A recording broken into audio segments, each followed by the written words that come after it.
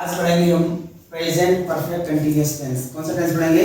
Present perfect continuous tense. इससे पहले present indefinite, present continuous और प्रेजेंट परफेक्ट हम पढ़ चुके हैं। आज कौन सा टेंस पढ़ेंगे? Present perfect continuous tense. इसको हिंदी में बोलते हैं पूर्ण वर्तमान काल। क्या बोलते हैं? पूर्ण वर्तमान। इसकी पहचान होती है समय प्लस से रहा है, रही है, रहे हैं, हुआ है, हुई है, हुए हैं। ये आदि शब्द जब किसी हिंदी सेंटेंस के लास्ट में मिले, कहाँ पर मिले? हिंदी के सेंटेंस के लास्ट में मिले तो वे सारे वाक्य, लेकिन कैसे मिले? समय के साथ। अगर समय के साथ नहीं मिलेंगे तो ये सारे सेंटेंस प्रेजेंट कंटीन्यूअस हो जाएंगे। जैसे मैं जा रहा हूँ, आई एम गोइंग, वह पढ़ रही है, शी इज रीडिंग, वह खेल रही है, शी इज प्लेइंग, वे आ रहे हैं, दे आर कमिंग। अगर किसी ने कह दिया वह कल से आ रहे हैं तो they have been coming since yesterday हो जाएगा। आ रहा है समझ में? तो वे वाक्य जिनमें समय के साथ किसी वाक्य के अंत में रहा है, रही है, रही है आदि शब्द मिले, ये सारे वाक्य प्रेजेंट परफेक्ट कंटीन्यूअस के कहलाते हैं। रूल्स देखिए, सिंगुलर सब्जेक्ट जब कोई सब्जेक्ट कर्ता एक वचन के रूप में आएगा तो सहायक क्रिया हम हैज बीन का प्रयोग करेंगे, और जब कर्ता कोई बहुवचन के रूप में आएगा तो हम हेल्पिंग वर्ब इसका यूज करेंगे हैव बीन का। किसका यूज करेंगे? हैव बीन का। मेन वर्ब की फोर्थ फॉर्म मतलब क्रिया में आईएनजी लगाते हैं। मेन वर्ब की कौन सी फॉर्म लगाते हैं?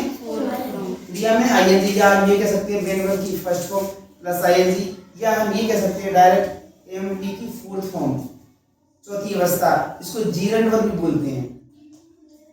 और डेफिनेट टाइम जब कोई निश्चित समय होगा तो सिंस लगाएंगे, और इंडेफिनिट टाइम के लिए जब कोई अनिश्चित समय होगा तो हम फोर लगाएंगे। लेकिन ये कैसे पहचान करेंगे कि कौन सा निश्चित समय है कौन सा अनिश्चित समय? तो मैंने ये लिख दिया है बजे, सन, महीने या दिनों के नाम, सुबह, शाम, दोपहर, और स्पेस जगह नहीं थी तो कल, परसों, नरसों, पिछला दिन, पिछली रात, ये सारे टाइम डेफिनेट समय होते हैं, निश्चित समय होते हैं। और घंटा, मिनट, सेकंड, यहाँ देखो एक बात ध्यान रखना, महीने और दिनों के नाम आए तो हम सिंस का यूज करेंगे, और महीने और दिनों की संख्या है तो हम फोर का यूज करेंगे। इसका यूज करेंगे समझ में आ रहा है ना? जब इनके नाम आए तो सिंस का यूज करते हैं, और जब फोर आए तो हम किसका यूज करेंगे? महीने और दिनों की जब नाम संख्या है तो फोर, और नाम आए तो हम सिंस का यूज करेंगे। एफर्मेटिव देख लीजिए, subject plus has plus B plus main verb की fourth form, object, since for और टाइम। सिंस फोर का ऑप्शन दिया है, अगर टाइम डेफिनेट हो तो सिंस लाएंगे, और टाइम इंडेफिनिट है तो हम फोर लाएंगे।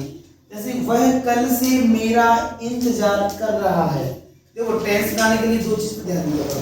पहले तो टेंस को आइडेंटिफाई करो कि टेंस कौन सा है, फिर हम सब्जेक्ट को देखो कि सब्जेक्ट एक वचन है या बहुवचन।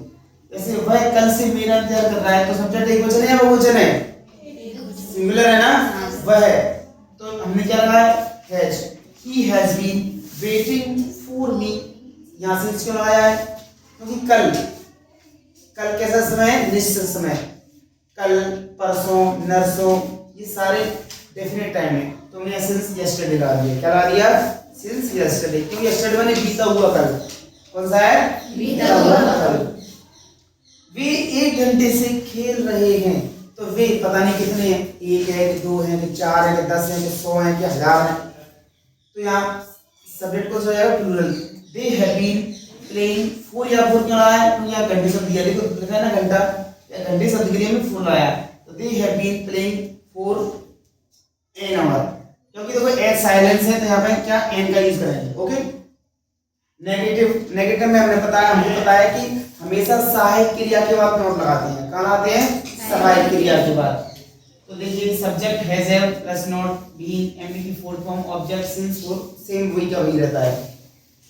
वह 4 बजे से मेरी बात नहीं मान रही है, सिंगुलर सब्जेक्ट है तो she has not been obeying me since 4 o'clock। Sorry यहाँ ध्यान हो गया, सिंस 4 o'clock। Since 4 o'clock। क्या वह 4 बजे से मेरी बात नहीं मान रही है? बजे समय, इसलिए मैंने सिंस लगा दिया। अगर वह ये कहेंगे वह मेरी बात नहीं मान रही है तो ये प्रेजेंट परफेक्ट कंटीन्यूअस का वाक्य नहीं होगा। कौन सा हो जाएगा?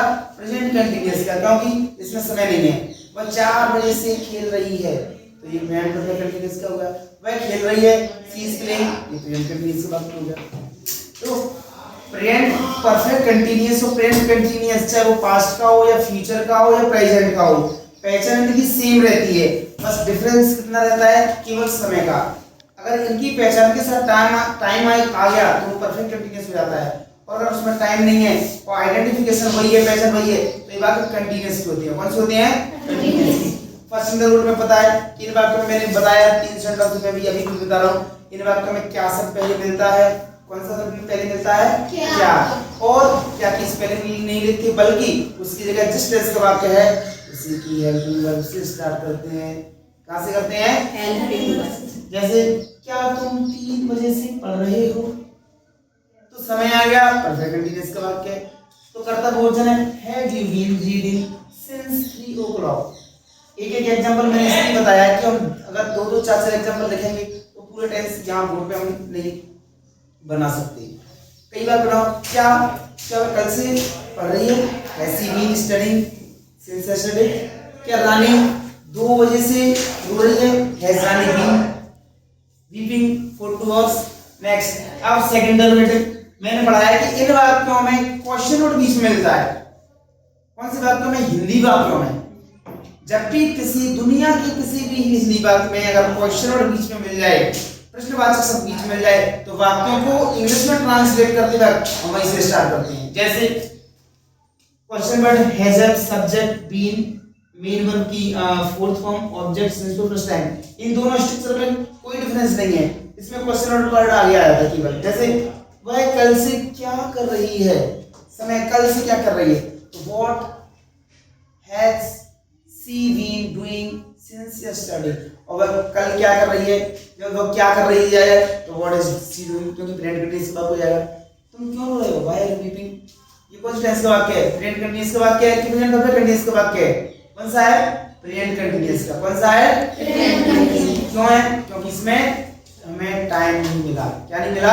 टाइम। समय से कोई काम हो नहीं रहा है। समझ में आ रहा है कि नहीं आ रहा? कि मैं वैसे ही बोल रहा हूँ? नहीं सर, समझ। तुम 3 बजे से क्यों रो रही हो?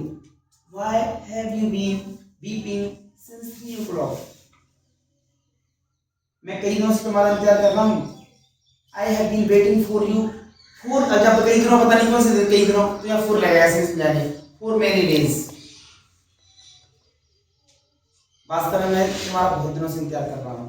क्या ये वास्तव में कि रियली या in fact I have been waiting for you for many days। Okay, समझ में आया? हाँ सर। Thank you.